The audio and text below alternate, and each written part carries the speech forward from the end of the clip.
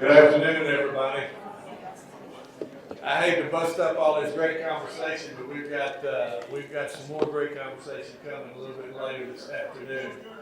We want to welcome our legislators. We're delighted that they are here to join us today for Hometown Connection. We're going to go ahead and let everybody go and eat. If you go through this door over here, as you guys are facing it, you'll go into the right. There'll be a room in there for a buffet and just sit and enjoy a little bit of fellowship. We'll return back in here to engage in our Hometown Connection. We are delighted that you guys are here. I'm going to ask Deputy City Manager Lisa Goodwin to please return thanks for us, and then we'll begin through these doors. Thank you. Okay, if you will bow with me. Father God, we come now as humbly as we know how, giving thanks for the many blessings that you have bestowed upon us. Thanking you for our lying down last night and our early rising this morning, realizing that it could have been the other way. Thank you for a new day, a day that we have not seen before, and we have yet another opportunity to get it right. We thank you for these public servants who are gathered here today to do the business of this place that we call home. We thank you for the meal that has been prepared and for the nourishment of our body. We'll be so careful to give you all the honor, the glory, and the praise. And it is in his name that we do pray. Amen. Amen. I will be brief, but Columbus is really has a lot of momentum, a lot of energy right now.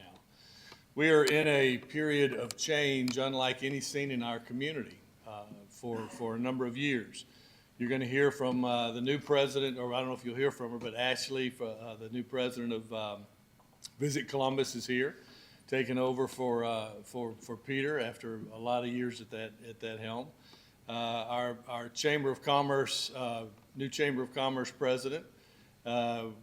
We've got new economic development initiatives underway. So there's a lot of things that have changed just over the last several months. And that's such a positive thing because it brings fresh perspective, it brings fresh ideas, it brings fresh opportunities to look at ways to continue to make this city grow. You're going to hear a lot today about some of the infrastructure improvements that are being made and going on and some of the capital projects. But there's also a lot of attention being paid in Columbus these days to some of the more social challenges that communities throughout the state are facing. We're constantly working to try to improve the situation for our homeless population. We're constantly working to try to hold down the cost of housing so that they can transition from temporary into permanent housing.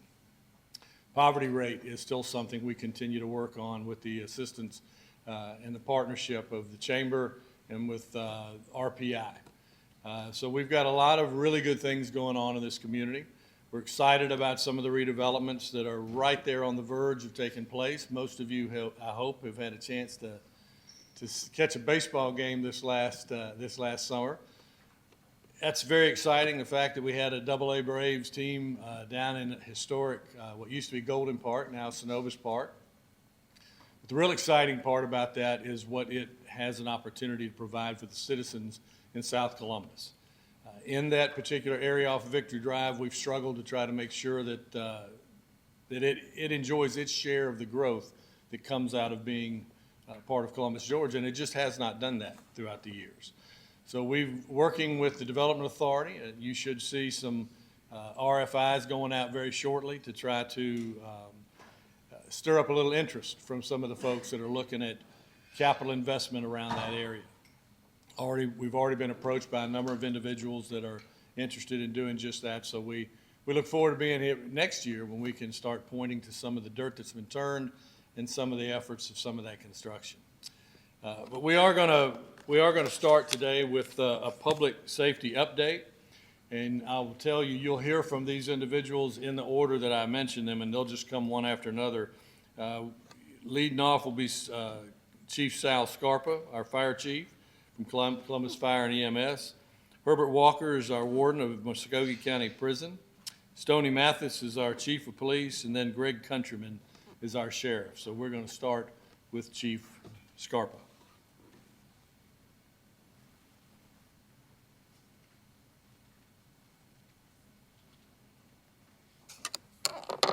Thank you, Mayor.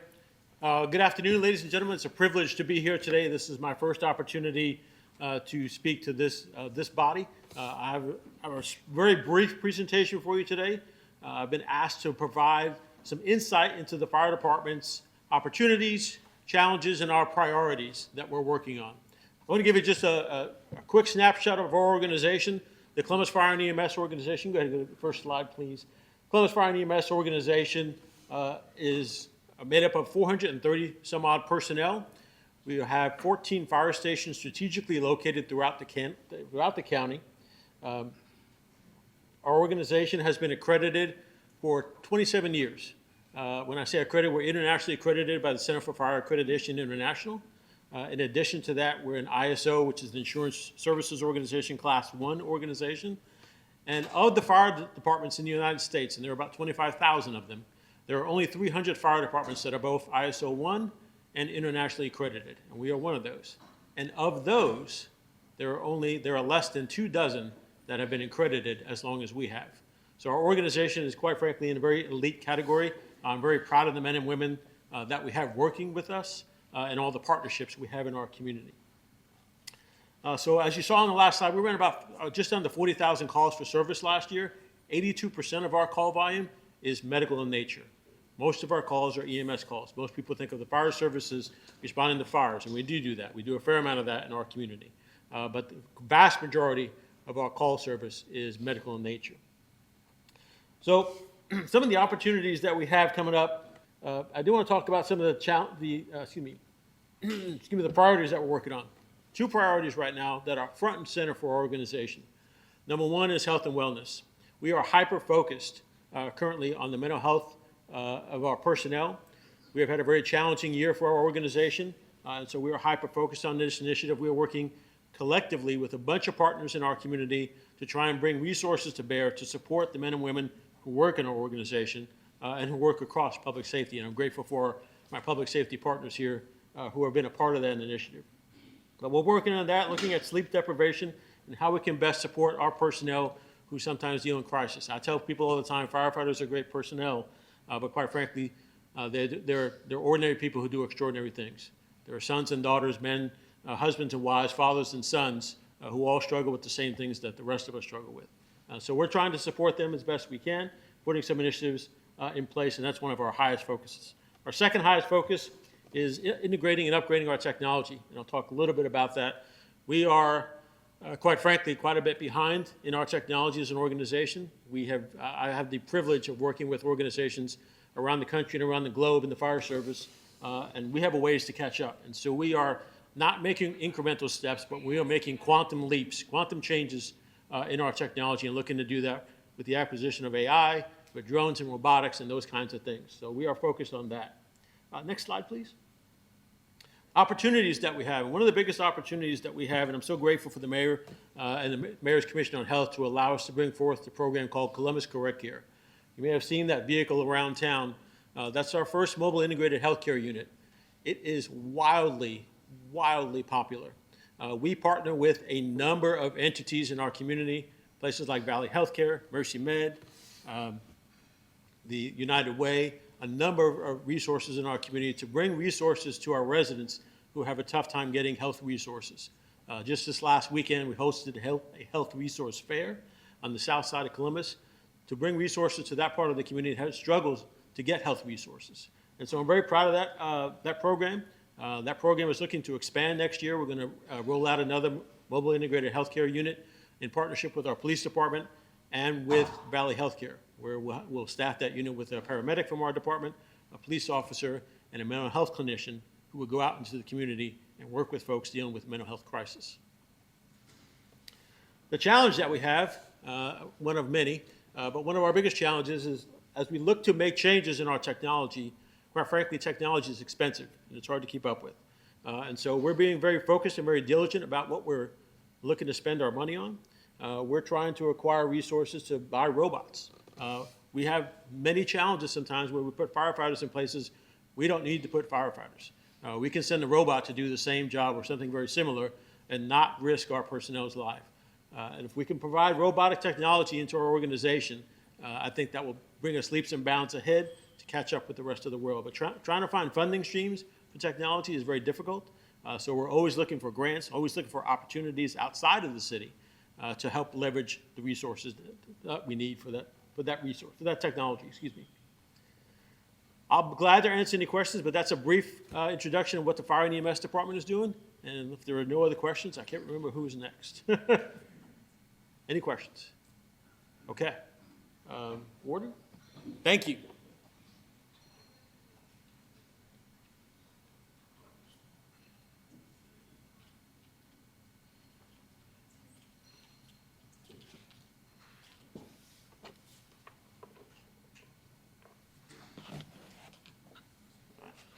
Good afternoon, everyone.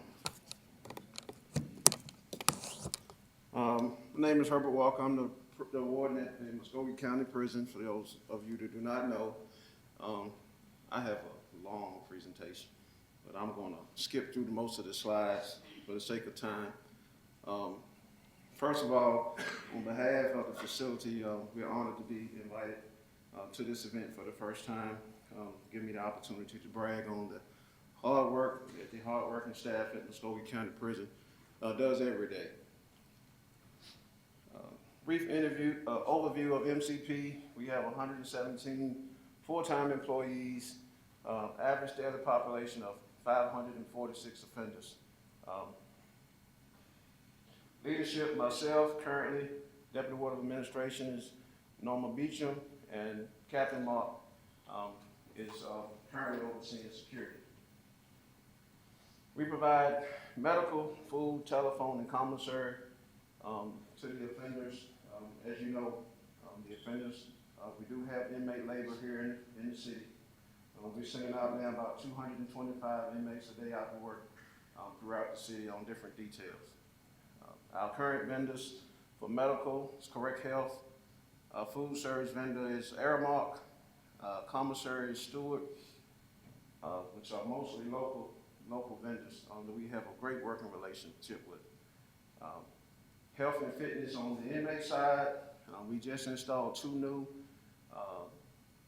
multi-use pieces of fitness equipment, keep them occupied with the closing down of the recycle center and also going into the fully automated sanitation trash cans. We found ourselves with about an extra 100 inmates in the building today that we needed to find something to do to keep them busy. So those right there was a godsend to be able to give them something to burn off some of the extra steam that's associated with being in the prison. Green space area, we just got this done on last week. My food service vendor, as a part of a later slide, the Interwork program. The inmates are being trained in Safe Serve certification to prepare meals, some culinary meals, and this area is for staff only to be able to get out of the building and take their breaks and kind of get out of the monotony of being inside of the facility. Security leadership team, Sherman Thomas, as many of you might know, retired on us on the 1st of August. And so he actually called when I was eating lunch and said, tell everybody I said hello. Partnership with our neighbors. We have a memorandum of understanding with Rutledge State Prison, who's our neighbors next door, and also with the Rutledge CERT team. They come over and assist us to do shakedowns when we're short-staffed and still trying to make everybody safe. Also in coordination with the sheriff and the police chief, they lend us their K9 teams to come over and do shakedowns. And last year, for the first time, the police academy officers, cadets, came over, paired up with us, and we make sure that we keep all the contraband out of the facility as much as we can. That is a newly graduated class of the police department K9 officers that came over and assisted us to do some training. The Interwork program is what I mentioned earlier. We have about 10 inmates per class that comes in to get their Safe Serve certification, culinary arts, so on and so forth. Programs offered in conjunction with Columbus Technical College. We have carpentry certifications, welding, commercial cleaning, 10-hour OSHA certification, forklift certification. Those of you that attended or saw, in May, we had our graduation at the prison. We had 68 inmates got a certification in one of those programs. We actually had 91 that graduated, but some of them had been transferred out. So kudos to Columbus Tech for working alongside with us. GED program. Last year, we were recognized as the most GEDs obtained by any of the county prisons in the state of Georgia for the second consecutive year in a row, with 17 on last year. On yesterday, the Department of Corrections came by and dropped off 6 new certificates of inmates that recently passed and obtained their GED.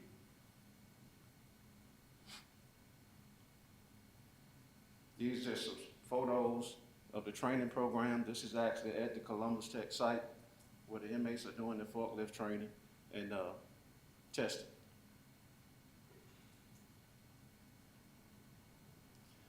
Our spring concert, we have an outside vendor come in, very religious. We try to make sure that we honor the religions in the prisons. It's kind of a challenge with the different religions that's associated with a lot of people being in the same area, but we do our best to have a spring and summer concert. We also have the volunteers. If anyone is available, we're going to be having our first annual volunteer award banquet on the 28th of this month. We have 68 volunteers, and we're going to be recognizing our Volunteer of the Year.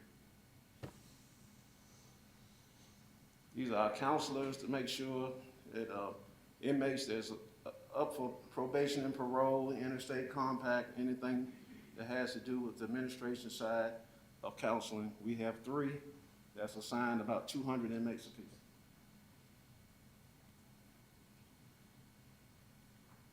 Now I'll talk about challenges today.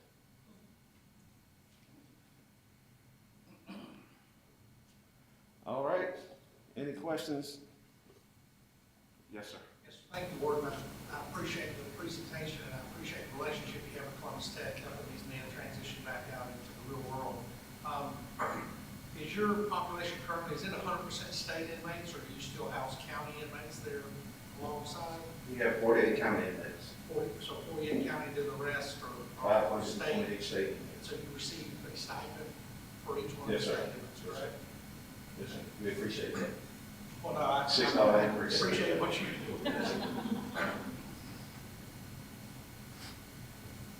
All right.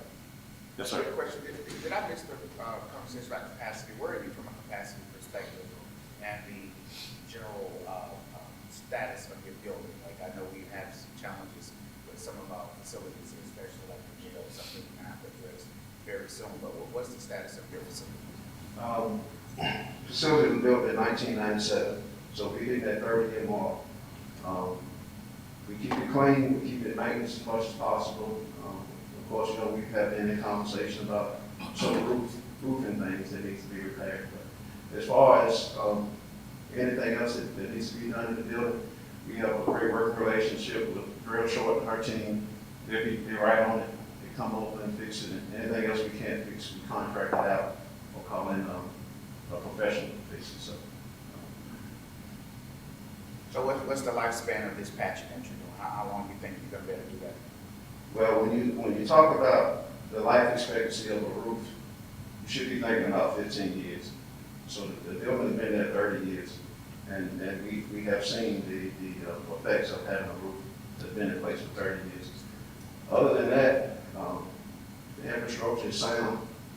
We make sure the inmates are not tearing anything up by doing daily inspections, so on and so forth. But it would be my vision to expand the facility to include a vocational type hallway. But other than that, what we have now is pretty sufficient.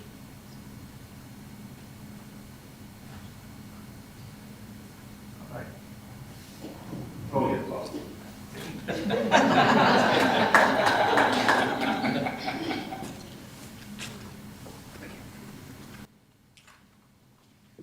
Good afternoon. My name is Stoney Mathis. First, I just want to say thank you for allowing us to come speak to you today. I know this is the first time we've done a public safety briefing, so I'm going to briefly go through like the state of the police department. I've been with the Columbus Police Department for about 2.5 years now. When I first started with the Columbus Police Department, they had some issues going on, so the first thing that I've done is come in and do a SWOT analysis so I can identify the strengths, the weaknesses, opportunity, and threats. And then I put a strategic plan into place to implement some process improvements to just first address the low-hanging fruit and then get into the weeds of the police department itself. They were down about 200 police officers when I came. We've hired about 160 in the last 2.5 years. And people say, wow, that's great, Chief. You hired 260 police officers. But just think about that. Now, probably the 150 or 60 that I've hired plus another 50, we have about half of our police department have less than 2 years experience. So these police officers are out there still responding to calls and still learning the art of law enforcement. They're still learning the geographically the location. They're still learning the laws. So they're in a learning phase. It takes them a little longer to get to a call, and they typically stay on the call a little bit longer. So we're still learning. But one of the things that they have done is they've learned how to talk to the citizens. My complaints against police officers are down about half of what they were 3 years ago. My crime, the first year I was here, I made some statements. I'm very bold with the statements I made. I said that we're going to reduce the crime by 25% my first year. Didn't accomplish that, but we did reduce it by 15%. This, from 23 to 24, reduction of 15%. From 24 to 25, right now another 15%. So it's a reduction of 30% in the last 2 years. My goal was 50%, so we're not where I want to be. And one of the things that I don't have is a lot of patience. And that's what government does frustrate me, because government seems like we spin our wheels over and over and over just to get anything accomplished. So if we could figure out how to have government run like a business and look at the tax dollars as revenue, we could probably do a lot better. We have to understand these citizens that are basically our customers, is we owe it to them to do a better job. And you know, people tell me, Chief, you need to build more trust with the community. And I've said it before, the only way you build trust is you build a relationship. The only way to build a relationship is you got to spend time with people. And that's why this is so important, and that's why I just left the Uptown meeting. It's so important, because if we all work together, and continue to build these relationships, I really do think Columbus is on a very pivotal spot that we could be one of the greatest cities in the state of Georgia, or not. It's kind of up to everybody in this room. And as for a law enforcement perspective, we're going to continue to train our police officers. We're going to continue to reduce crime, and we're going to continue to build relationships. And that's kind of where we're at right now at the Columbus Police Department. Any questions? Sir? Chief, I appreciate the job you do. And my news source is my news source, which is the local media. But Tennessee, we know how it bleeds and all the good things there. But recently, it seems like there's been more focus on violent crimes and things of that nature. I attended a preliminary hearing on an individual a week or two ago who's alleged to have sexually assaulted a young lady in the Uptown area. Have we noticed an uptick in crimes, violent crimes of recent, and have based on intelligence-based policing, have we noticed any type of shift as far as where these crimes tend to occur within the scope? We keep very meticulous records on all that. And there have been a couple of incidences here in the Uptown area. But no, we haven't seen an uptick on it. As a matter of fact, aggravated assaults are down 40%. Burglars are down 30%. Murder's still down 20%. However, what we've gotten is, a few years ago, we got callous to that stuff. And so we haven't had them as recently in the last couple of years. So now when we have something, it's serious. And the alleged rape that happened in the parking garage, within 22 minutes, we have this person in custody. I know that doesn't mean anything to the family that happened to, But it's important that if these people committing crimes in our city, that we catch them very quickly. Brookstone murder, within 24 hours, we got the guy in custody. So those are what we can do. It's hard to prevent a domestic murder, or it's hard to prevent a situation where someone commits rape. They've been out of jail for a couple hours. But if we catch them very quickly, it shows the citizens that we are out there doing our job. Would you say that those two things, a big part of those two things being handled as quickly as they were, does a lot of that rest on the investment in technology? 100%. We have some really, really good dedicated police officers in Columbus, but the reason we have a 98% solvability factor in murder is technology.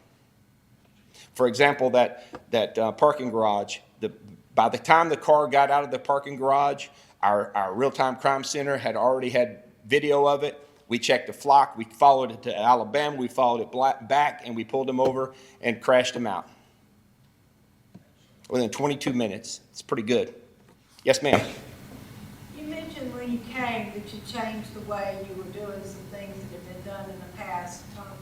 I've had a lot of questions in the part of Columbus that I represent where there seems to be an awful lot of break-ins and burglaries and thefts by taking.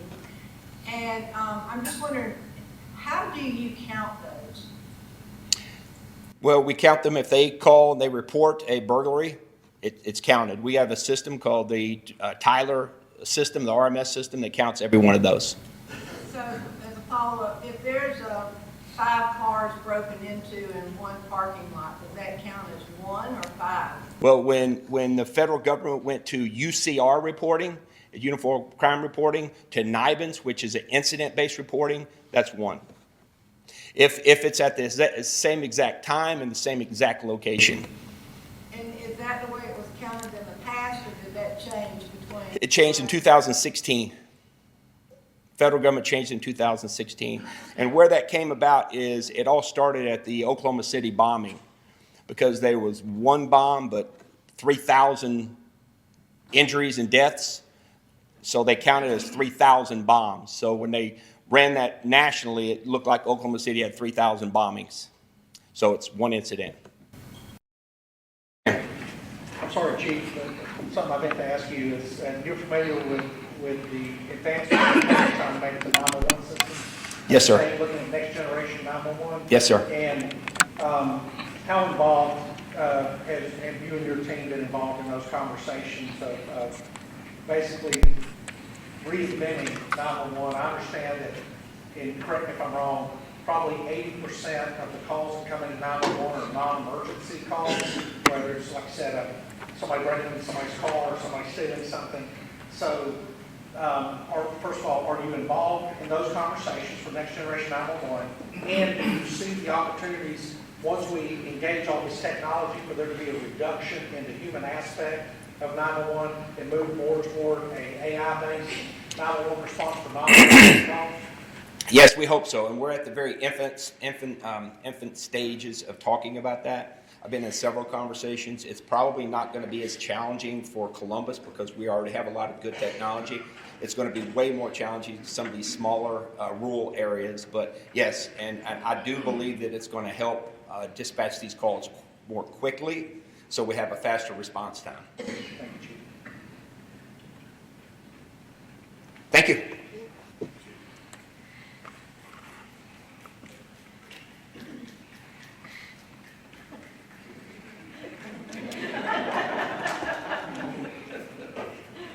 Hercules.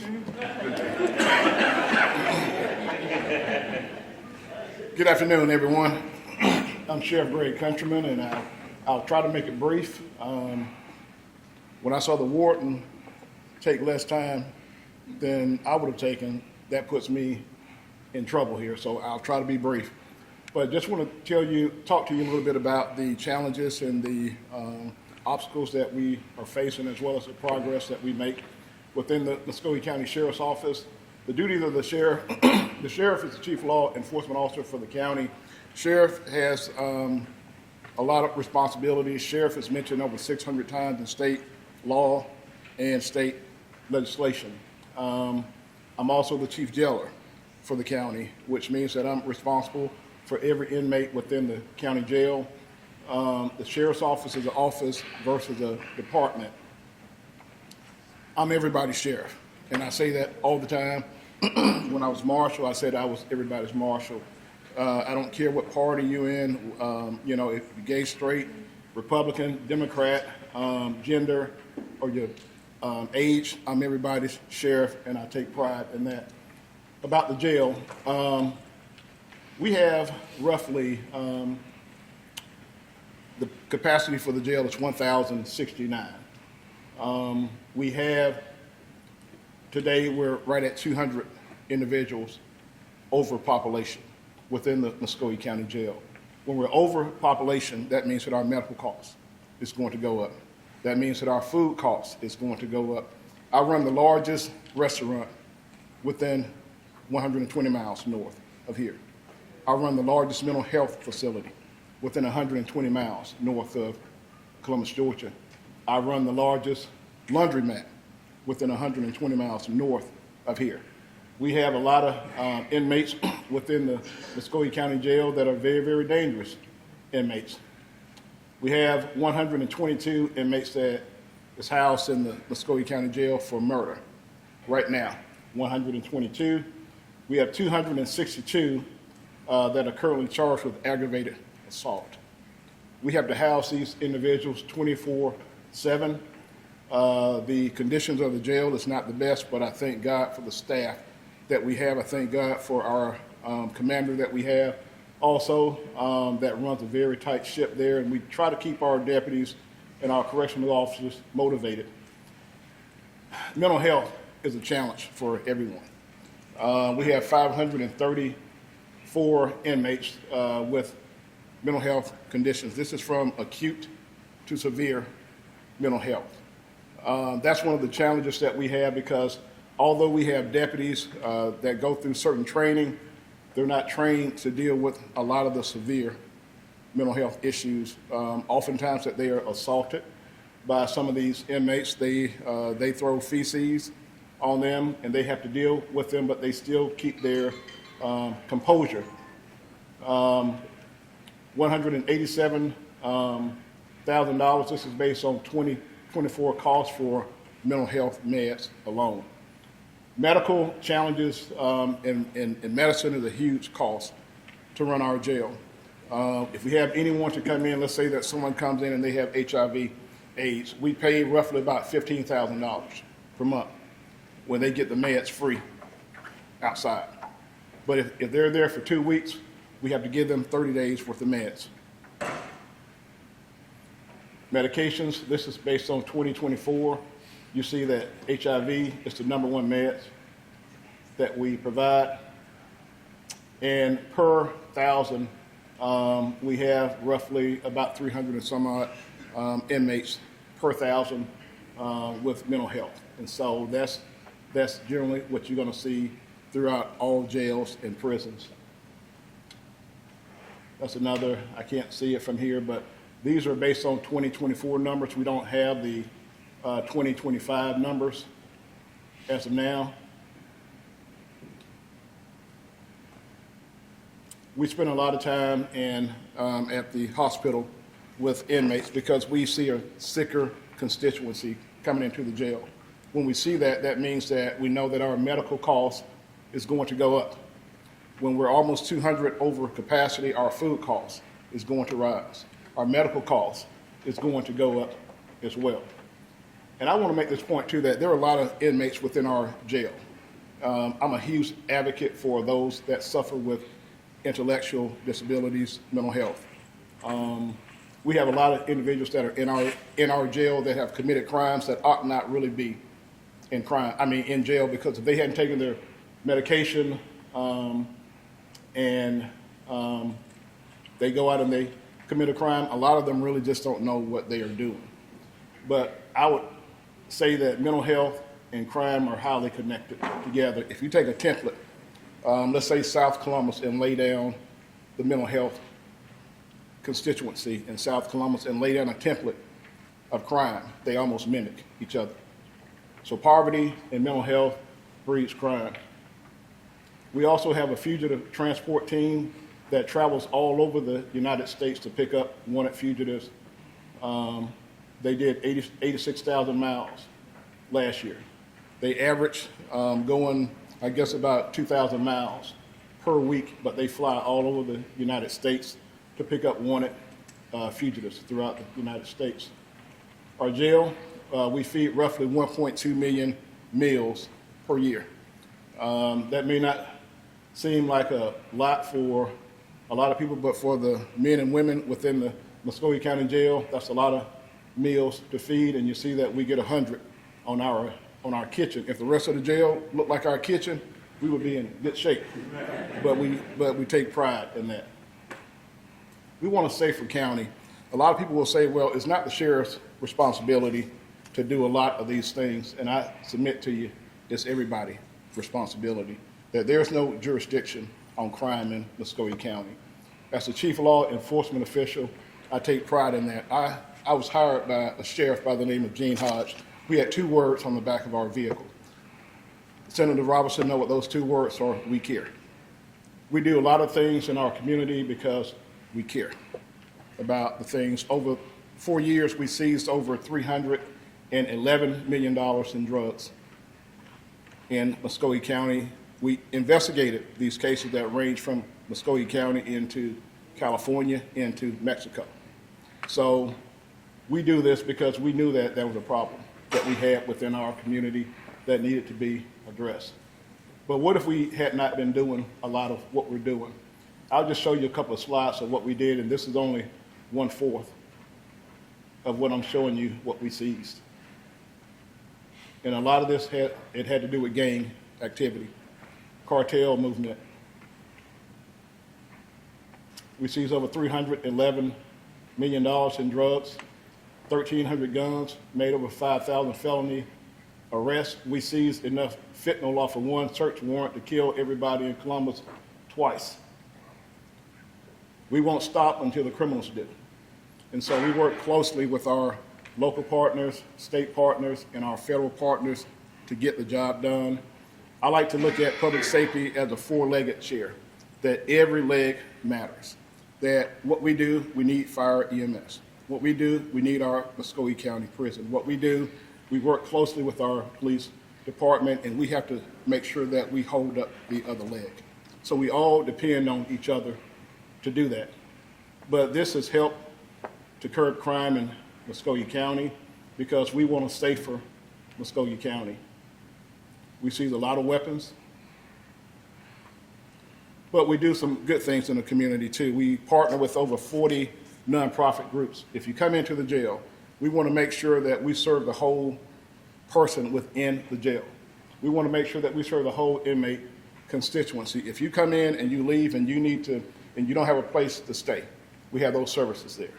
We partner with over 40 of these groups. We do a lot in our community because I believe that the key to outreach is you have to have inreach first. You have to have that level of trust with those in the community. You have to have buy-in from your staff. I love kids. I love the underserved community. We have the only Down syndrome vehicle in the United States. We also partner with childhood cancer to also come up with a cure for that. We did a good fundraiser with Columbus Fire EMS where we helped to raise nearly $50,000 for them recently. And so we do a lot for cancer awareness. You see our deputies are wearing the pink badge. My sister died of breast cancer, and that's one way that we can honor her too, as well as others who suffer from that. We have a mascot, Skogie Bear. He's been a huge hit here lately. So everybody's asking for Skogie Bear to come out. This is our Down syndrome vehicle. We also have an autism vehicle. We're working on getting a vehicle that we're going to dedicate to childhood cancer as well. But we do a lot of outreach in the community, and we love what we do. We love what we do because we love those we serve. And we also recently took on the duty of the Park Patrol also. We do a lot of checks within the parks, and we are trying to get this down to of science. I appreciate Wharton, the Wharton for helping us with this, Wharton Walker, giving us tips, because before we took it on, they took on the responsibility too. We're also responsible by Georgia state law to have a sex offender registry unit. We did over 24,000 checks in Muskogee County. We have over 700 registered sex offenders in Muskogee County, whether if they're homeless or if they have a resident, we have to try to keep up with those individuals.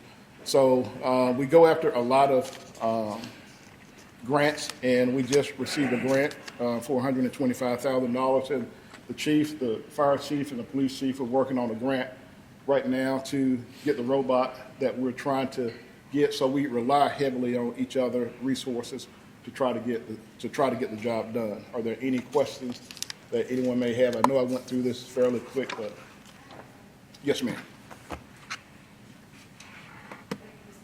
Thank you, Mr. Sheriff, for all of your work and for what you all do.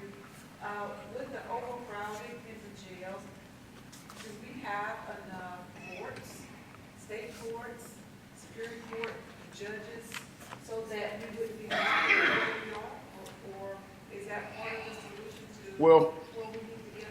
yes, ma'am. Thank you for the question.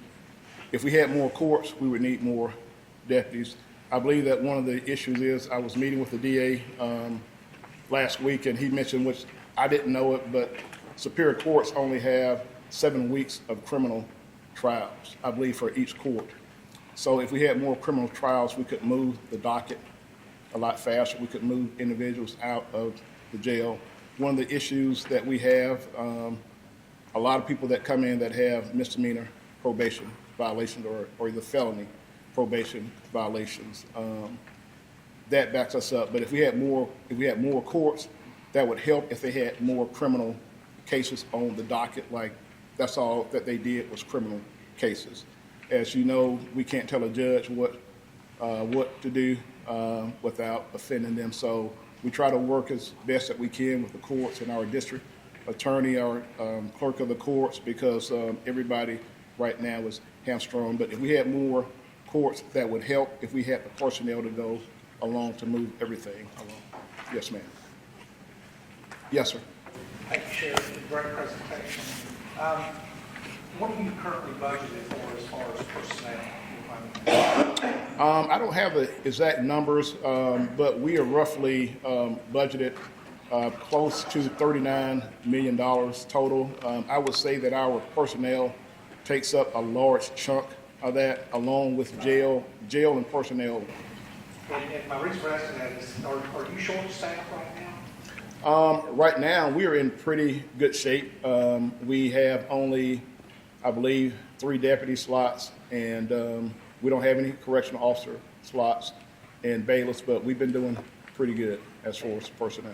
And with the expansion of the park patrol, were you paying that out of your normal budget? Well, that was a council initiative. They gave us a budget for that, and so we want to make sure that each year that they give us a separate budget and that it doesn't just tie into our regular budget. So are you using currently funded personnel to carry out those duties? No, sir. They actually gave us positions for that. They give us vehicles. Everything that a normal deputy would have, we set a budget for that, and the council approved that to be a separate cost center. And I know you and I are familiar with the old park police model Right. that we used years ago. Is that somewhat, is this a 24-hour, 7-day-a-week type? Well, they work 12 hours. They work 12-hour shifts, and so we have 2 shifts. So they each work 12 hours, and so we have coverage every single day. So they work the last shift. I think they get off at maybe 10 because they have to close up every park. And on the court question, the vast majority of the folks you have there are awaiting trial or awaiting sentencing of some sort. Waiting So trial. would the vast majority of those be felons waiting for process within Superior Court? Yes, yes, sir. And we've been working with the Department of Community Supervision, what used to be probation, trying to reduce the number of administrative violations that would cause somebody to be arrested and housed in the county jail to await a court date. Do you think we continue working on that and reducing the number of administrative violations? that would have a positive impact and hopefully reduce a lot of those POVs? That would have a huge impact if they had bonds. If they had a bond that they could assess a bond, but what happens is that when they are arrested, then they have to wait on the court date, and some of those individuals, they wait for 9, 10 months. And when they have medical costs with it, it really drives up. With the reduction of administrative violations, though, that wouldn't even require a bond, that just means they wouldn't be arrested. They would be summoned. And so, do you think that would have an impact on the? Yes. 1,069 that you're currently have? That would have a huge impact. And any idea what that number might be, the number of POVs, or percentage-wise, or is that something? We had that recently. I want to say that it's probably around 300, probably around 300. Yes, sir. Yeah, that is on the felony side, but on the misdemeanor side, state court, they try to get them out within 1 week for that. They try to get them a hearing. Thank you, sir. Thank you. Sure. Yes, Real quick, thank you, sir, for your service and what you do. So, we greatly appreciate it. Certainly, the public knows the aspect of how you and your team consistently inform everyone what's going on, what you've done, how you've done. And I kind of want to put a little emphasis on that, especially the federal cooperation aspect of it. I know the new facility is absolutely amazing, so thank you to you and your team for giving me that tour. There is space carved out there for our federal partners, and I just wanted to make sure that we did close out this presentation. Talk about the importance of us being able to collaborate on the federal level and how it has benefited the people in Stoke County. Right. Currently, within our jail, ATF, they have five working offices. The FBI has a working office. DEA has a working office. The AG's office also, they put an attorney there to help to guide us and to give us legal counsel when it comes to gang prosecution for that. And so that has been a huge impact for us with the state and federal partners. And we work closely with the GBI and then local agencies, CPD, and other outside SOs. And I know historically, we have had some real challenges, not only here in Columbus, but in our entire nation, with the relationship between law enforcement and the general public. And a lot of that, people have inquired and demanded additional training. And with your current facility now, there's an amazing training simulation that allows the people that you're hiring to come in and actually simulate on a weapon before they start firing a real weapon, which saves us money on ammunition and things of that nature. But also gives them a real idea of what that environment is gonna be like. Talk about the current state of the training capability. Are you satisfied with it? Do you want to see more? Do you think our citizens are happy with what we have right now from a training perspective? Well, we put a lot of time and money and emphasis on training. I think that training should be priority for any law enforcement agency. We spend a lot of time with training. We have probably about 15 instructors within the sheriff's office, and we do training monthly. The firearm training simulator system that you're referring to is a great tool for our deputies to understand when to shoot and don't shoot. We do that training every single day when we do evictions, because we have to go in and clear dwellings every single day to render them safe for the landlord. So that piece of technology is huge. We also share that with other nearby agencies that may want to use it. We have a shot box system with that actually sounds like live gunfire. And so you make a lot of split-second decisions because it runs over 600 different scenarios, from traffic stops to active shooters and whatever it is. So we have every scenario possibly for that. So that's been a huge help. Thank you. Appreciate it. Thank you, Mayor. One last quick thing about public safety while we're on here. Two other organizations that are part of our public safety. One is our crime prevention department, which puts about $1 million back into our community with various grants, trying to help organizations continue to fund themselves as they prevent crime from happening, trying to get to the young people before they get into the situation of committing these crimes. And the other one is our emergency management services and homeland security area. Chance does an outstanding job of making sure that we've got security preparedness, whether it's a natural disaster, whether it's something other than that. Also, finally, I want to thank this delegation. Richard Smith led the charge, but y'all brought home $5 million to the community that allowed us to stand up an office with the GBI that is focusing on gang task force initiatives. So thank you for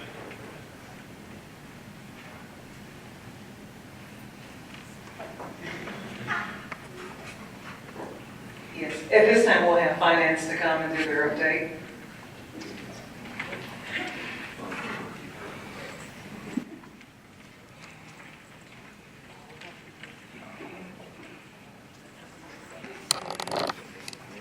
Good afternoon. So I'll be brief.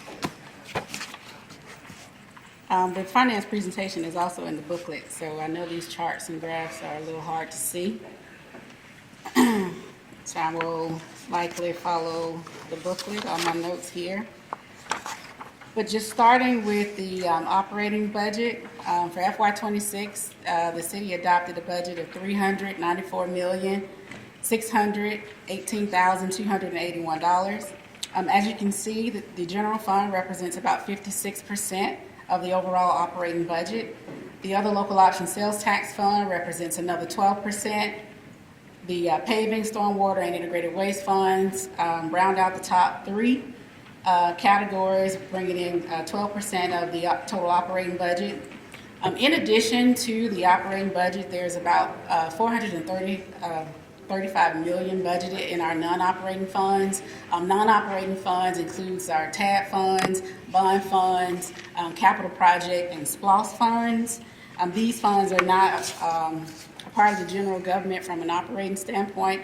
They must be legally restricted in a separate fund. And so when you total our adopted budget from an operating budget perspective and a non-operating budget perspective, we're at just over $829 million. So FY26, in terms of where the money goes, this chart just shows the city's expenditures and how they're distributed. Public safety is obviously our highest priority. In FY26, about 38% of our total operating budget was allocated for public safety purposes. All of the uses has an allocation of about 20%. That covers our intergovernmental transfers, statutory boards and commissions, as well as our public transit. And then lastly, Public Works accounts for the sort of third position in terms of total operating budget costs at 11%. And this includes our fleet and facilities maintenance, as well as our integrated waste programs. So I wanted to show this chart. This chart just shows the major categories of the city's operating spend, specifically in the general fund from the fiscal years 2023 to 2025. As you can see, public safety still dominates our spending category, even in the general fund, averaging about 53% of our general fund expenses. General operations coming in at about 13%. Recreation and culture representing about 6%, and public and community services representing about 6%. I wanted to include this chart just to show a look at Columbus when compared to some of our peers. This includes the other consolidated governments within the state, as well as the statewide average. Every year, local governments are required to submit a report to the Department of Community Affairs for our finances, and so the data for this information for this chart was pulled from that reporting. You can see Columbus is listed there as the gray bar in the chart. Most of the categories, we are closely aligned with our peers and averages across the state, with the exception of Public Works and, again, public safety. We actually spend more in these categories than our peers. Our public safety spend is about 53% of our general government spending, and public works is 12%. So public safety obviously includes all the public safety agencies, the police, the sheriff, fire and EMS, the prison, and public works includes roads, bridges, streets, and stormwater management. The only functional area where we seem to trail a little bit or lag a little bit in comparison to our peers is that of our general government spending category, with the differential ranging from 4 to 16%. General government represents those general service functions, which includes our legislative functions, executive, finance, IT, human resources, risk management. I mean, basically all of your general government departments. So where does the money come from? In this particular chart, general property taxes accounts for approximately 27% of the city's revenues. Sales taxes is our second largest revenue source at 26%. Other sources of revenue for us includes the franchise fees, business taxes, as well as charges for services, which represents another 13%. There is approximately $21 million of fund balance reserves included in this budget, with $13 million from a budgeted standpoint being in the general fund. The other funds that are using a little bit of fund balance reserves are our paving funds and our community care fund, which supports, which is going to or should provide medical support for our underserved residents and inmates. Since general property taxes is our largest revenue source, I did want to provide this chart that just shows the year-over-year increases for general property tax revenue. On average, between FY21 and 23, there was an increase of about 1.7%. Then there was a dramatic jump between FY23 and 24 of about 6%. And then the differential between FY24 and 25, just under 1%. That large increase or that large jump can be attributed to the revaluations that were done. I know during the COVID years, this is a conversation that we've had with the tax assessor's office during the COVID years, and just shortly thereafter, they decided to sort of stay on the on some of the revaluations. And when it got to be 22, 23, they realized they could no longer hold on those revaluations. And so that is the primary reason for the dramatic increase that we see there. Our second largest revenue source, sales taxes. This chart just shows those trends for our original local option sales tax. You can see we've been on an increasing trend there since fiscal year 18. Year-to-date collections for September of this year is up approximately 3% from September of last year. So we do hope that those trends, increasing trends, continues. The makeup of our sales tax, this chart just shows that by industry sector. You can see that the two largest portions of our sales tax revenue comes from general merchandise and food and bars. This chart just shows a year-over-year comparison for all of those same industries. And again, general merchandise and food and bars, the top two there, very nominal growth we experienced between FY24 and 25 in those two categories. More growth in utilities, manufacturing, and construction. That increased exponentially. It was up 44% over last year. So, speaking of the fund balance, obviously it's important to us. We have to keep reserves in our coffers. I mean, that helps us during our times of need if we have financial emergencies. Our administrative policy is to have 90 days, but no less than 60.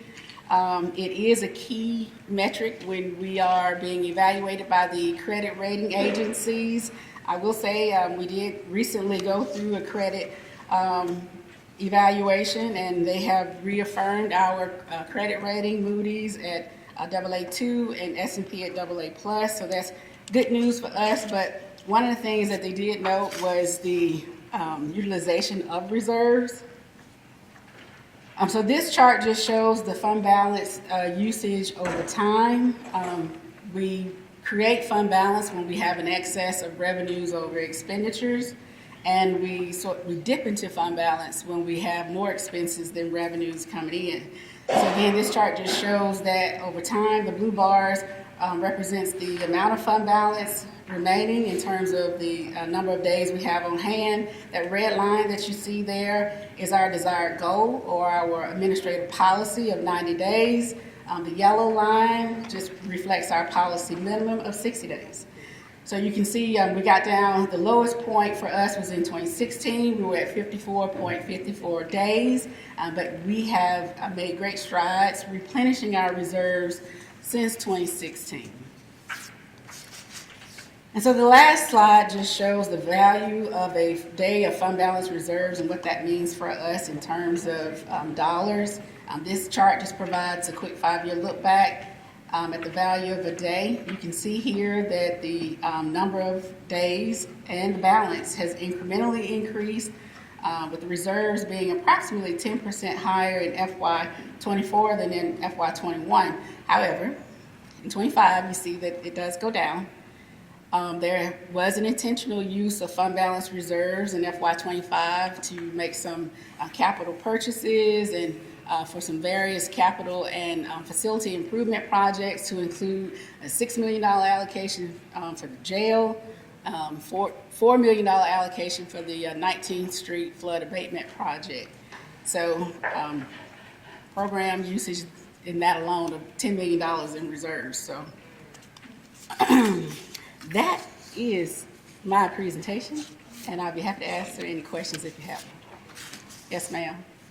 On page 5, in the 53% of the budget spent on public safety, does that include like the mental health services that are provided at the jail? That would be included in there? It does include the jail. Yes, ma'am. Can I ask, I just want to make a point. This morning when we heard from the state prison and from educational folks, they talked about housing and health being the two indicators of success for people to not end up in jail and to do well in school.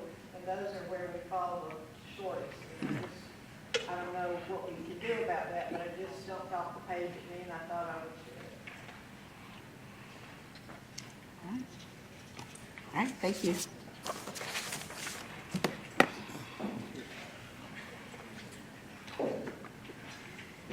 Of planning, inspection and codes and engineering kind of walk through those projects. We'll go through those pretty quickly. If there's a specific question about a project, these are the gentlemen that oversee implementation of the planning and delivery of these projects, and we'll be happy to answer any questions. So we'll start off with Director Beck from engineering and walk through those projects. And again, if you have any questions, please don't hesitate to stop us and we'll be happy to respond. Good afternoon. So I will go through, there are funding sources. I want to say kudos to our River Valley region, the whole taxpayer base continuing to support our T-SPLOST program. Most of our larger projects could not be done without it. So on the north side of town, Williams Fortune Roundabout, we're on the final traffic pattern. They're actually supposed to be paving up there today. That one came along pretty quickly once we got ground broken. 19th Street flood abatement that Ms. Alexander was talking about, that has been an ongoing project for years that we were finally able to pull the trigger on. There's some combined sanitary and storm, so we are capturing all of that. That one is Buena Vista Road. Still shooting for next spring to be complete with that. That one did take a lot longer than Bradley Park simply because they had to build 2 new bridges there over an interstate. So that is much more time consuming than just restriping an existing bridge. Casita Road, another big TIA project. GDOT's administering, and that they're widening the bridge for the southbound on-ramp now. Veterans Parkway widening, that one is also coming along. Spiderweb, that's, they've been driving a lot of pile, getting the MSC wall up, so that project, graciously, council voted to let us close that down for 2 years so that we can get that built and save a year's time. We had some flooding ongoing downtown, a bunch of old collapsed pipes, and that project there with all the underground utilities has been the gift that keeps on giving, but we're almost done with it.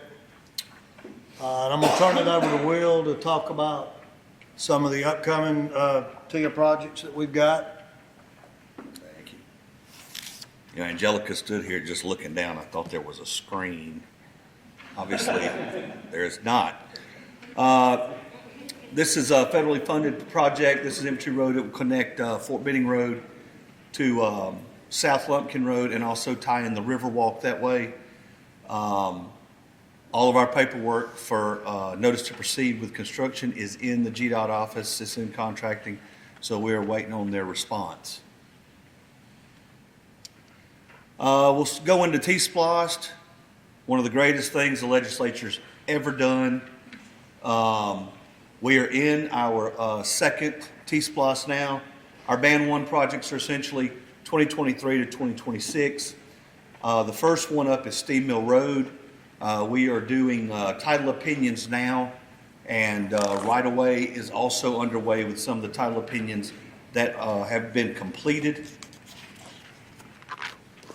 Whitesville Road, this project will run from the bridge right there over J.R. Allen at the CB&T to Williams Road. All of these are complete streets, so they will have a 10-foot bike lane on one side and 5-foot sidewalk on the other. This is expected to be let in spring of '27.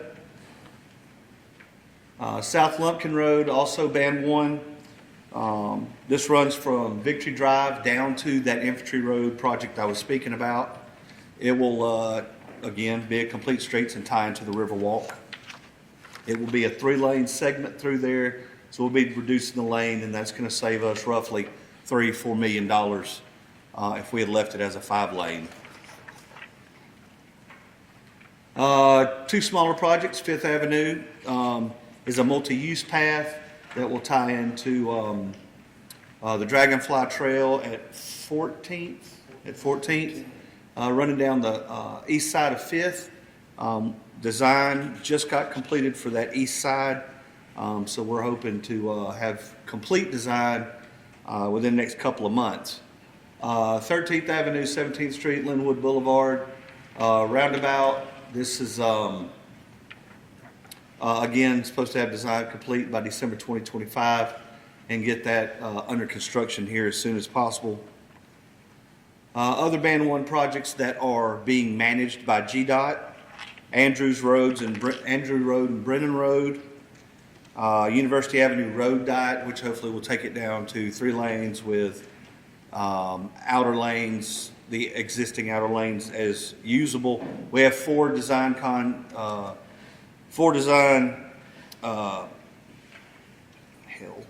concepts that we got last week, but I have not had a chance to look at them to see which one we prefer. Manchester Central Church Road, this is right as you're rolling into Ellerslie. This is going to be an R-cut. This shouldn't take very long to handle it all. Columbus Riverwalk repaving and maintenance. This is being a list that is prioritized between engineering and Dragonfly.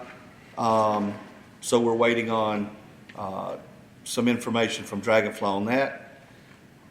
Buena Vista Road corridor improvements. This is GDOT program. This will run from Winton Road down to the spider web. As you can imagine, all this starts tying in to each other. All these projects from TIA 1 and TIA 2. And Liberty Theater block enhancement, had a little snafu there. Heck Bertishaw got bought out. We've got a new project manager, but he seems to have picked up right where we left off, so we're not behind.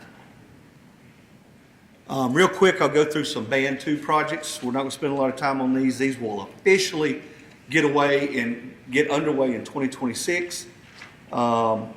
Marsh Road, complete streets. Forest Road widening, complete streets. These making to the railroad where it'll tie into our existing widening. J.R. Allen at Schaumburg, we've got the design concept on that we're happy with. That is to fix those 2 interchanges where they're not just a hot mess. And 2nd Avenue improvements.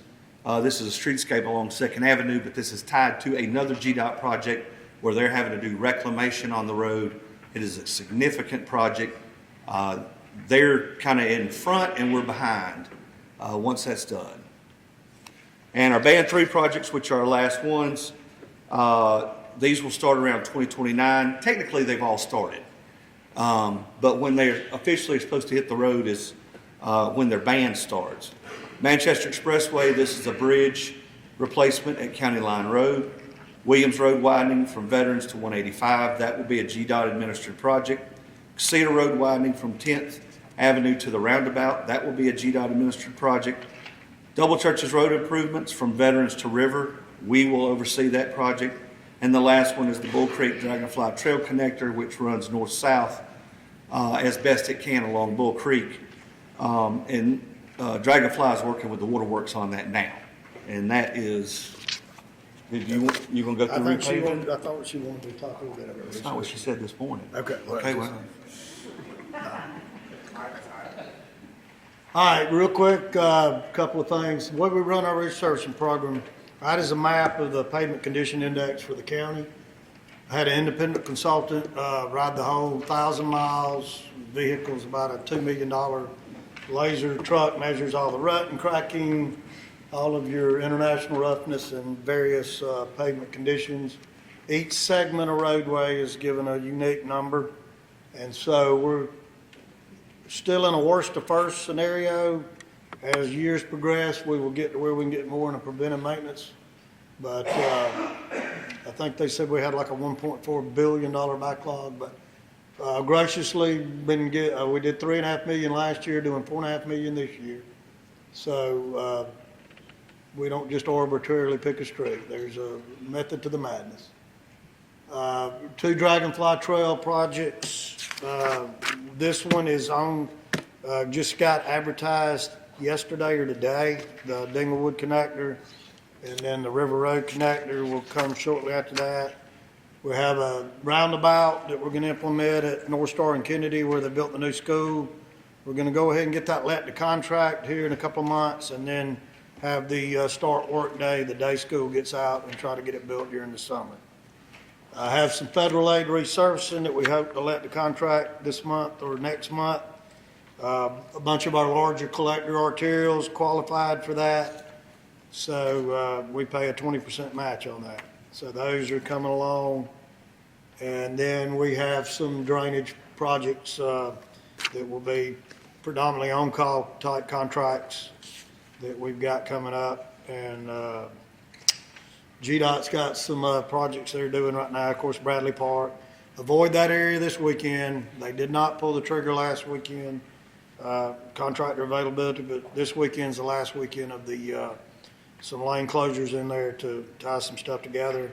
Miller Road, Manchester, come along. Then the Oglethorpe Bridge is slated to let in 28. So with that, thank y'all very much. Any questions?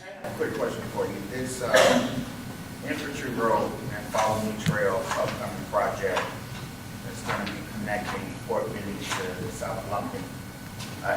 Is that road primarily an opportunity because we're doing the trail extension? Like, was there some type of traffic study? Why do we need a road?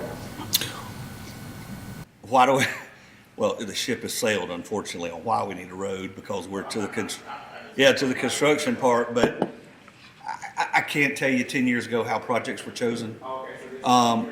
Yes, but it was, I think it's 2014 this project was started. It is using federal funds. That's why we're in year 11. It is. It is. We had to get wetland credits and other things. So but it will connect over. The idea is to connect it to South Lumpkin Road so that ACP never has to be opened again. That's at the end of South Lumpkin. And the military road will tie in from the Hampton Inn to Infantry Road, and will run perpendicular to Infantry Road and parallel to Fort Benning Road and South Lumpkin Road, and hopefully open up some opportunities for development.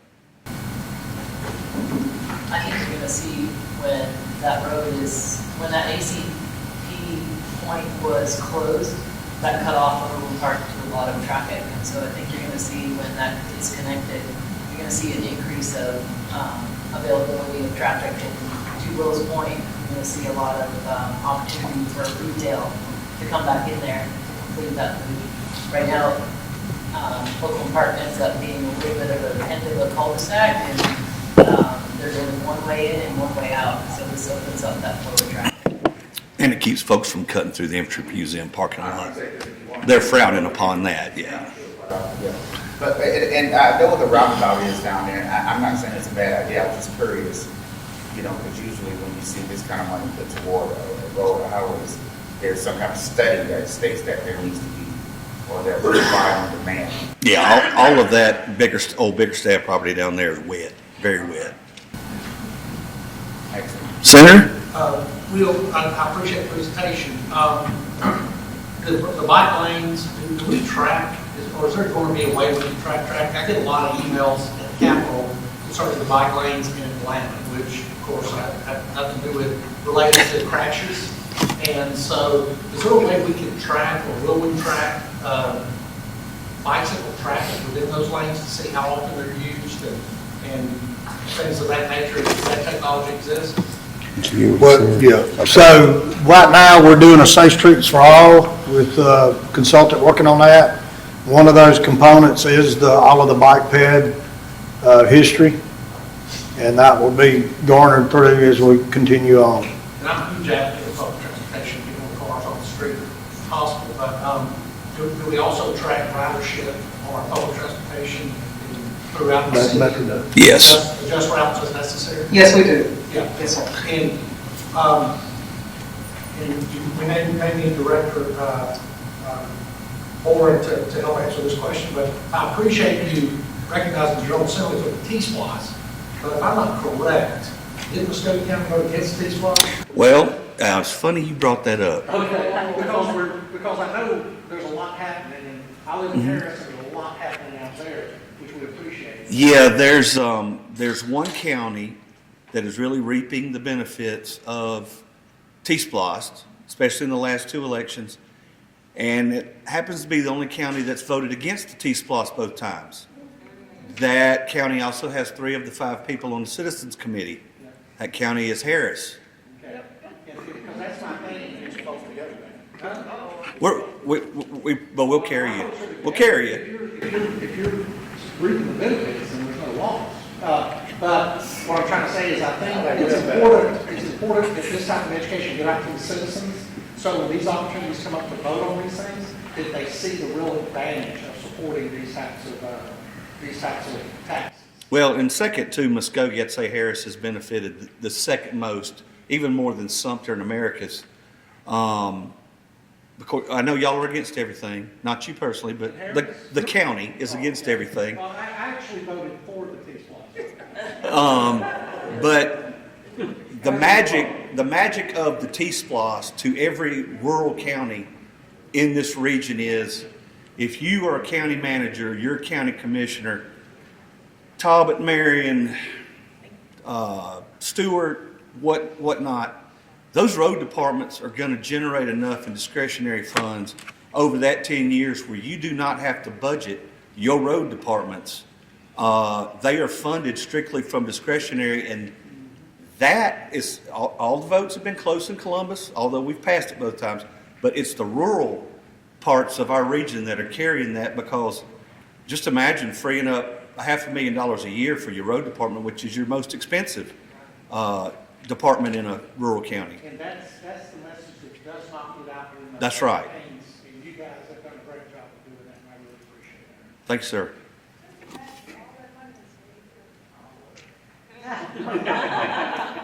That's the Atlanta attitude. That's why they won't pass it. Thank y'all. I will get to my slides. Oh, I'm Ryan Pruitt, the Director of Inspections and Codes for the city. So Vance and Will talked about the flat projects. I'm going to talk about the vertical projects. Just run through them real quickly. Last year we talked about some projects that are not included, like Synovus Park. We completed that in the first full season of baseball. We completed 3 outdoor pools and 2 splash pads that were open this past summer for the community. as well as a few other things. But obviously the biggest one is the Judicial Center. If you haven't seen it, I encourage you when you leave here, go down 10th Street. You can't miss it. Progress continues on that project, intended to be completed next year. So to answer the question about courts and capacity, the infrastructure is there to hold a lot of court. There's 13 courtrooms. There's 4 shell courtrooms that we could bring those to life very quickly. And then long-term planning, the building can accommodate over 20 courtrooms down the road. So just a few progress photos. You can see the masonry. This is on the south side in between the 2 existing wing buildings. This is a shot of one of the wings. So the original concept was to build a completely new facility. Due to some budget constraints, we kept the existing wings and the underground parking, renovated those, and built the new court tower in front. So this is the west elevation, or the north elevation, excuse me. You can see all the curtain wall has been installed, the masonry going up. This is the west elevation next to the River Center. Again, all that will get covered with brick eventually. This is inside right as you walk through the front door, so the main entrance is directly behind you. In the future, this would be where the security checkpoint is. We've worked closely with the sheriff and his team on all the security as well as all the in-custody movement. The current government center has about 4 holding cells. This has a lot more than that. They can bring about 60 to 70 in-custody individuals at a time over here and house them securely. This is the probate courtroom on the 2nd floor, so it gives you an idea of where we're at inside the building. Again, most of the walls are up. The overhead rough end has been started, and now we're working on finishing drywall, painting, those types of things. This is a view from the 2nd floor looking out that main storefront. Great views. The public gets the northern face of the building, so they get the really good views of downtown and the Springer. Another, of course, that was a SPLOS project. Voters approved that in 2021, so we're about halfway through that SPLOS, 10-year SPLOS period.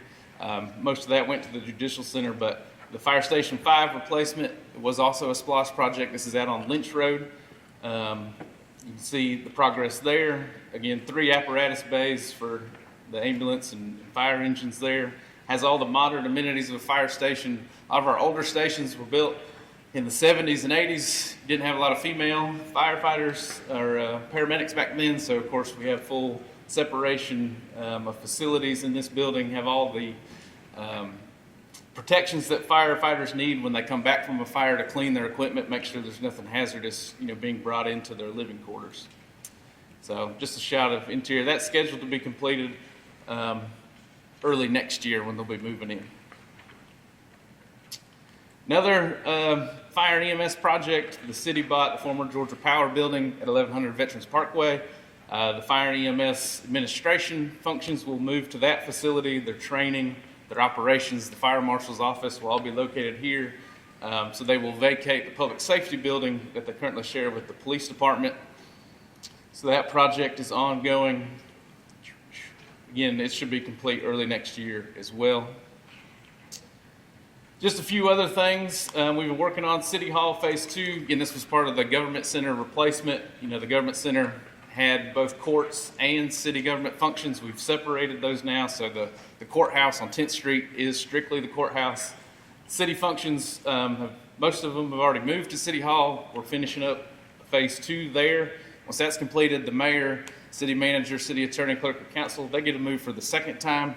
Why we chose those offices to move twice, I don't know, but they get to move twice.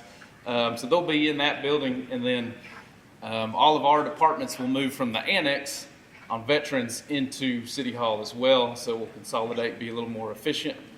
Another SPLOS project, Fire Station 4 and 8, we're doing those renovations as soon as we complete Station 5, so those should start next year.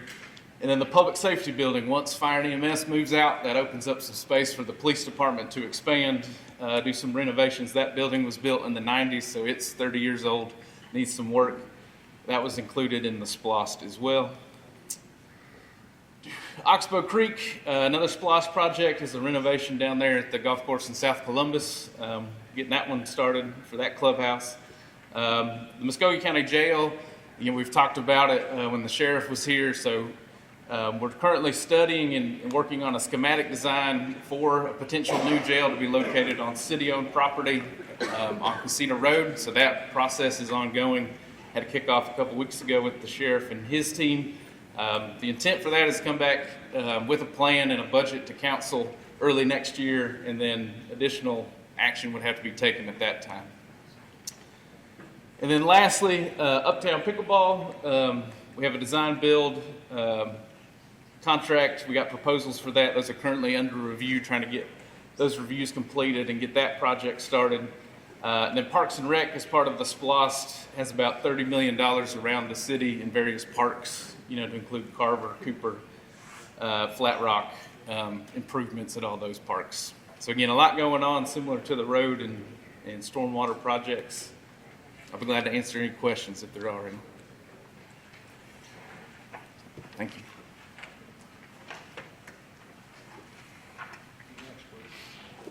We want to thank all of our CCG team members for their presentations and updates.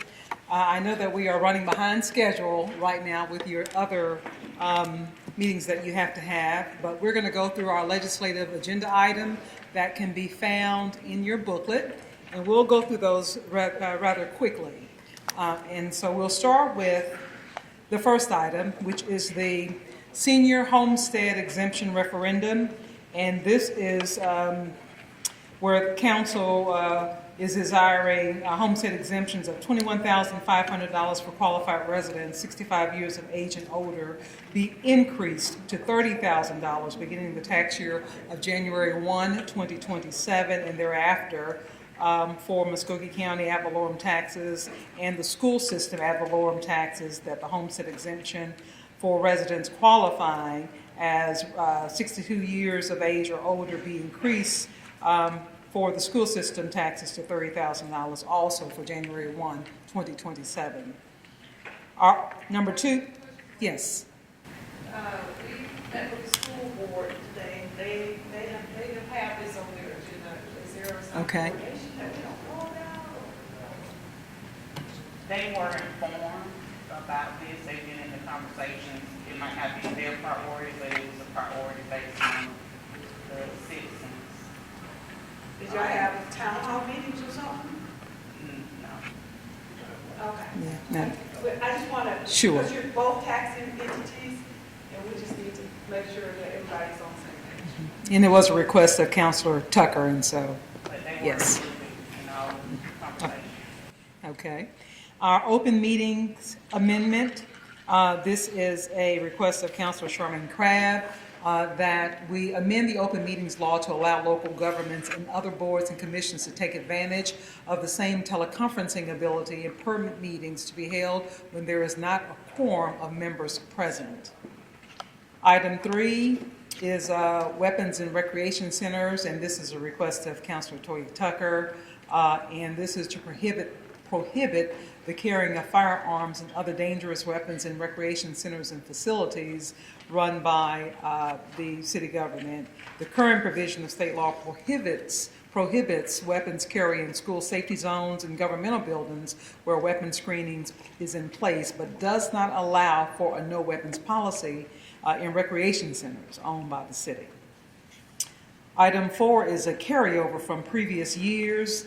And this is an amendment of conflict of interest provision for redevelopment powers of law.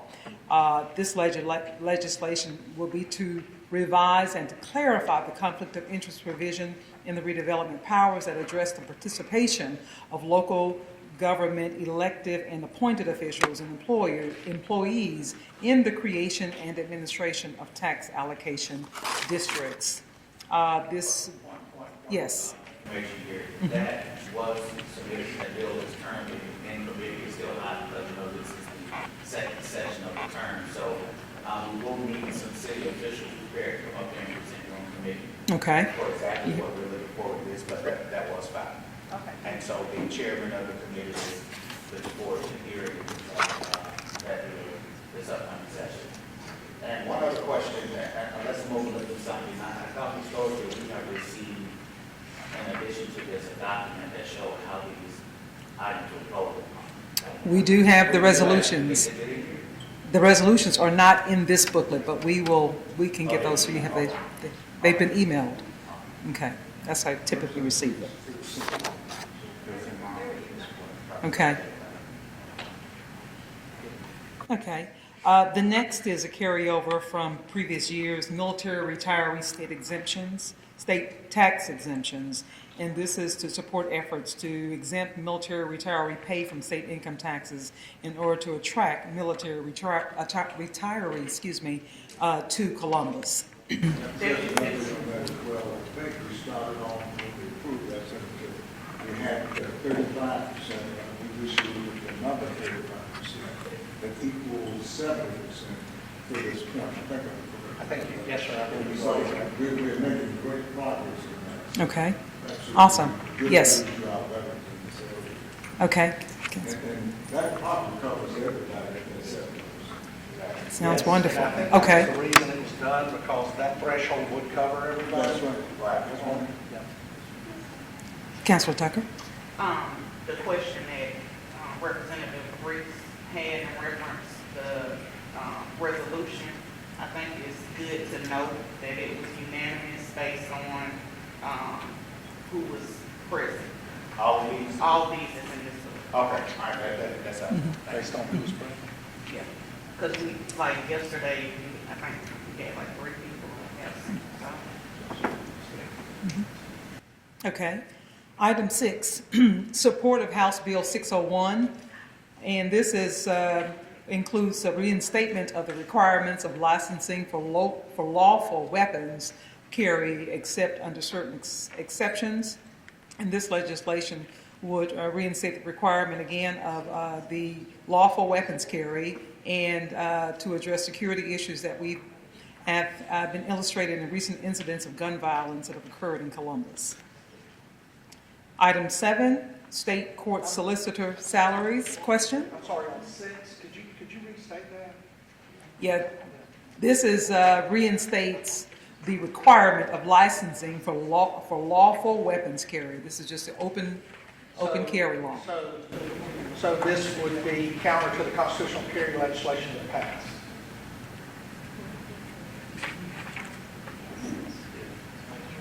But just to be clear, Yes. that's what we're asking? Okay.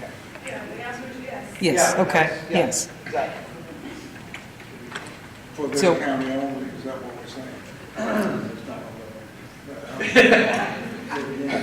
not gonna work. It's House Bill 601, so it would have statewide application. Correct. So, they are registering their support for that bill. Yes. Okay. The state court solicitor salaries. The local act sets the solicitor general's salary at 85% of the district attorney's salary, and all other salaries in the solicitor general's office are set as a certain percentage of the current solicitor general's. And the solicitor general has requested a revision of the salary structure in his office to keep pace with the current economic conditions and allow for easier recruitment and a more efficient operation of his office. So this is just for Muskogee County? It's not That's statewide. correct. That's correct. Sovereign immunity. Asking for support of ACCG's policy position in respect to a waiver of sovereign immunity for local governments, and again, to oppose legislation that attempts to waive county sovereign immunity.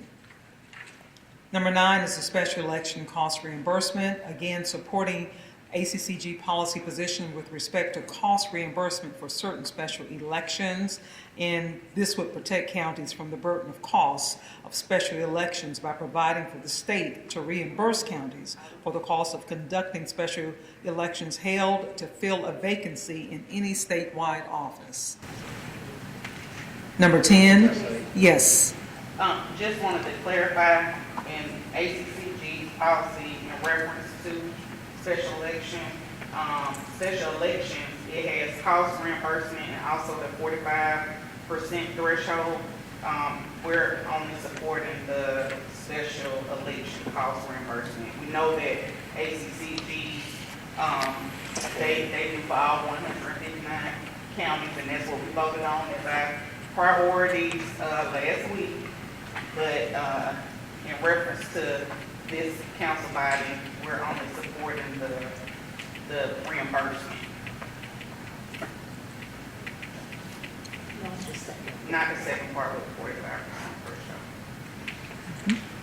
sure. Okay. So, Num- just to make sure I'm clear, this will request that the state reimburse local governments for special elections, for statewide office, the Georgia General Assembly, and the U.S. Senator or Representative special elections. Non-municipal. So all those. Non-municipal elections. Only. Okay.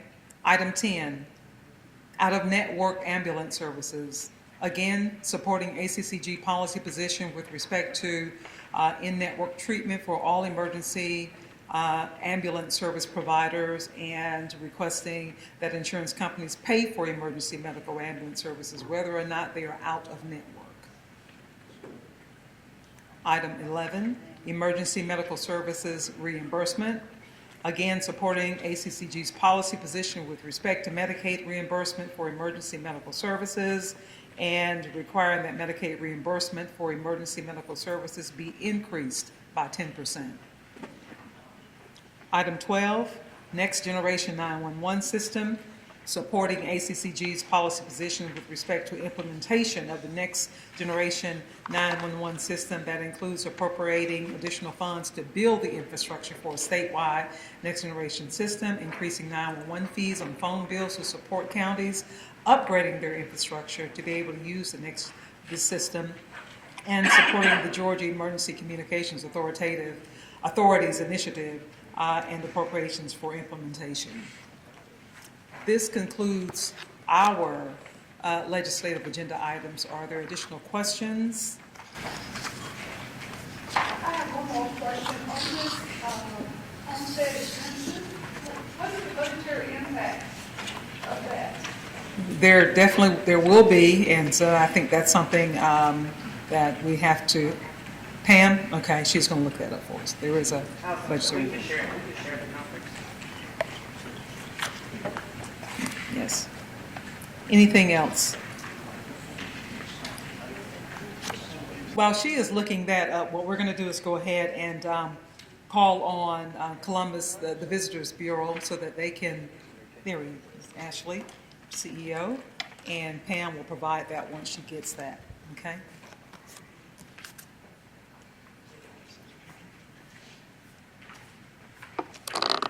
Well, good afternoon. As we pull that up, wanted to thank you very much for having the opportunity to speak in front of you today.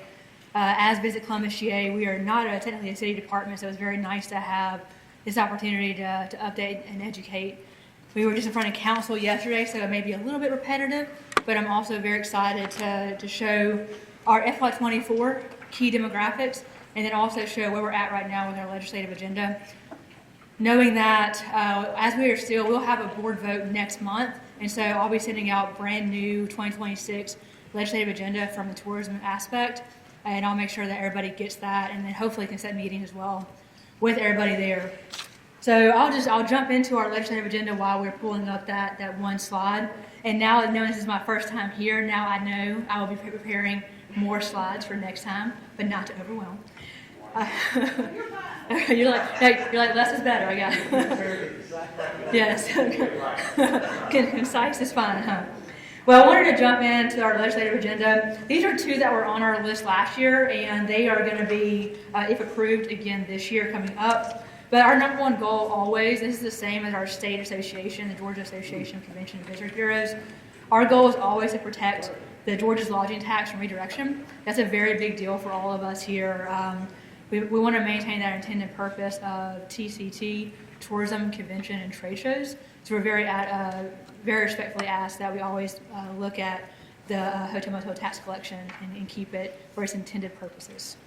We also want to always look at investing in Georgia's tourism marketing efforts. If you look at, and you've probably heard this a lot from Jay Markwalter and his team with the state office, if you look at Explore Georgia, our tourism agency for the state, and where we compare to all of our other southeastern states, we're dead last in terms of marketing budget. So that's always a big push for us, is that we'd love to have the more that we can help support our state tourism office, the more they can trickle down and help support the efforts to bring in more people to the state, which will then come to Columbus as well as other cities there. With that one, we also, right now, there's a Senate study committee that's going on to make Georgia the #1 state for tourism. As you know, as you're very well aware, we're the #1 state for business 12 years in a row, and we're really adamant and working hard to have Georgia as the #1 state for tourism. There's 4 different Senate study committee meetings happening. They just had one, I believe, this week in Valdosta, and they'll have one more to wrap up that 4 sessions. And as I look at Representative Reese as well, I know you've done a lot to bring different committee meetings here. As a tourism person, I'd also love to work with anybody here. If you want to bring those study committee meetings or anything else, please let our office know how we can support you with hotels, with meeting space, anything we can do to help bring more people, bring more legislative body to Columbus is a goal for us as well. And then as we've mentioned a lot, and I know the warden and others mentioned this about re-entry to the workforce. One big initiative that we're working on as well is we've just had meetings with Jordan Vocational High School as well as Columbus Technical College, and really looking at, they just have now a new pathway at Jordan for tourism and hospitality. So that's one new pathway coming in. We're really trying to look at that workforce, not only from the side of educating the youth coming up, but then with the Columbus Tech side of how can we also help look at certifications or anything else that could bring re-entry to the workforce. The hospitality and tourism industry is one of those industries that you can come in at any single level, at any level you're at, whether you just start out as a bus, front desk staff, busboy, you can go to become a general manager. The level of entry to get in is super easy, and once you're there, it's what you make of it. So we really support our industry in that. Looking at FY24, we're actually in the process now of getting our FY25 data in. But for FY24, Columbus welcomed over 2.07 million visitors to our community. And those visitors left behind $377 million. Now, what does that mean for Columbus? We talked a lot about taxes and how great the taxes are. We will always say, when you think of a visitor, they are a temporary taxpayer. They come into our community, whether they're Georgia-based or they're from outer state. They come into Muskogee County. They spend their hard-earned dollars. They have a great time, hopefully. They go home, but they leave all that cash and those tax dollars behind that we then get to use for help with infrastructure, public safety, and a lot of other initiatives that if we hadn't had them here, every single household would have to pay an additional $639 in taxes to help support what visitors leave behind. So it's very critical that we may not always be viewed as public safety and an essential service. We're very much adamant that we are in terms of what we bring, what tourism brings to the community from the tax perspective, as well as that quality of life.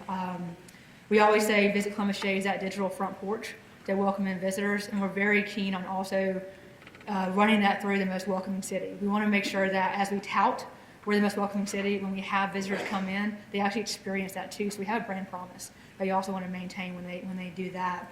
So we support currently, this is a very direct number from CSU. We're working now to scope that out.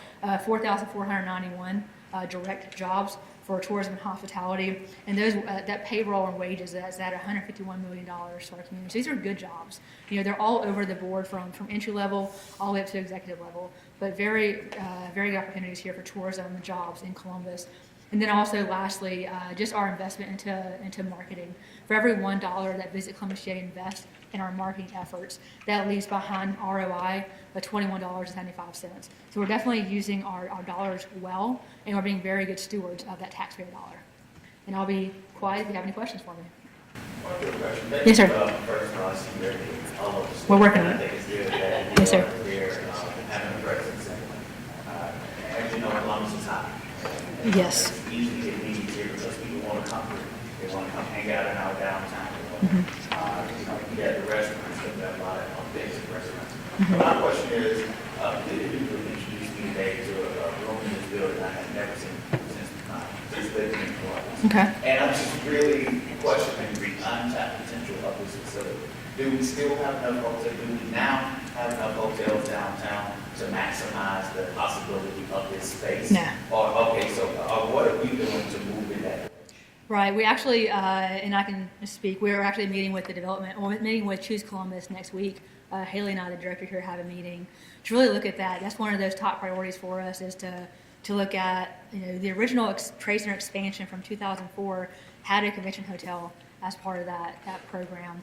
So we're revisiting that, and it's been a conversation since I started 18 plus years ago of a convention hotel. So we still want to have that conversation. We have a total of 500 rooms in walking distance to the Convention and Trade Center, but if you all travel and you go to a hotel, you go to a conference, are you going to walk around, or do you really want to go from, you like to be in the hotel under one roof is a key phrase we hear a lot. So even with the Marriott being across the street, you're still walking in the elements. You're still walking outside, so we're still looking at that opportunity.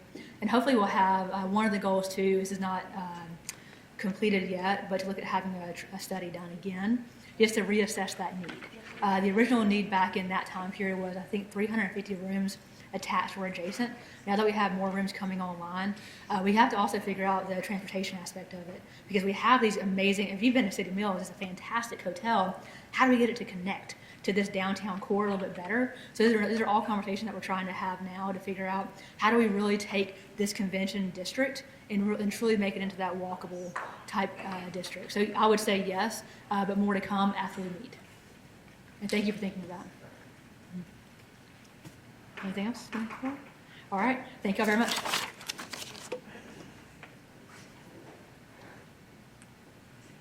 So for the exemption, impact is $350,000 for the city and $750,000 for the school district. For the exemption number 1 on the legislative agenda, the impact to the city would be $350,000, and the impact to the school district is $750,000.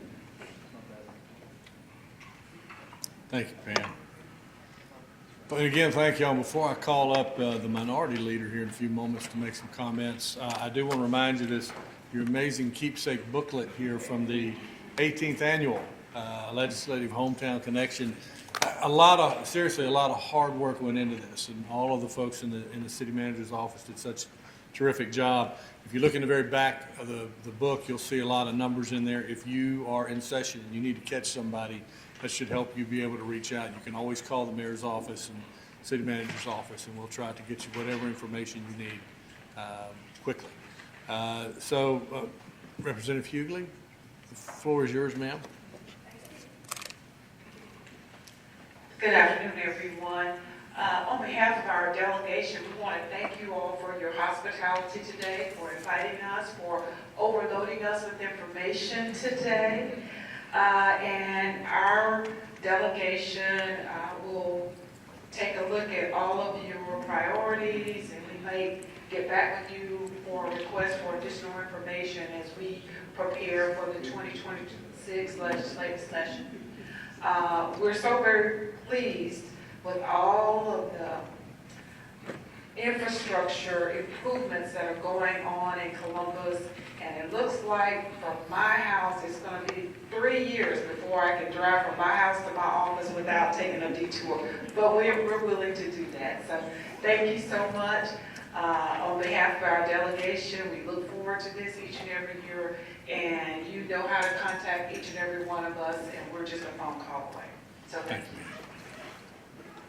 Representative Reese, would you like to? You good? Go good. Senator Robertson? Anything, sir?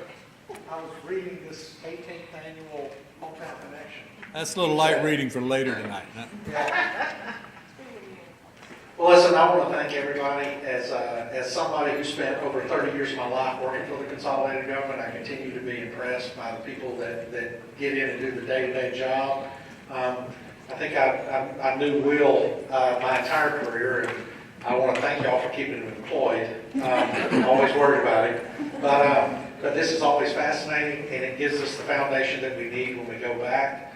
Our delegation has a great reputation at the Capitol, but we have that because of the information that y'all give us, and we share a unified message when we're back there. So thank y'all very much. Representative Rice. Yes, I just want to thank you, like I said, good reading for tonight, but all the information has been very helpful. I look forward to us meeting and collaborating together as we move forward in this next session, and just want to thank you all. Thank you. It was a delight to be with all of you as always, and it's great information, and I've got every one of all 18 of these, and I keep them in different spots, so I have the numbers plus in my phone as well. But we look forward to working together and trying to see that we can get all the goals accomplished that we all want to have happen for our hometown.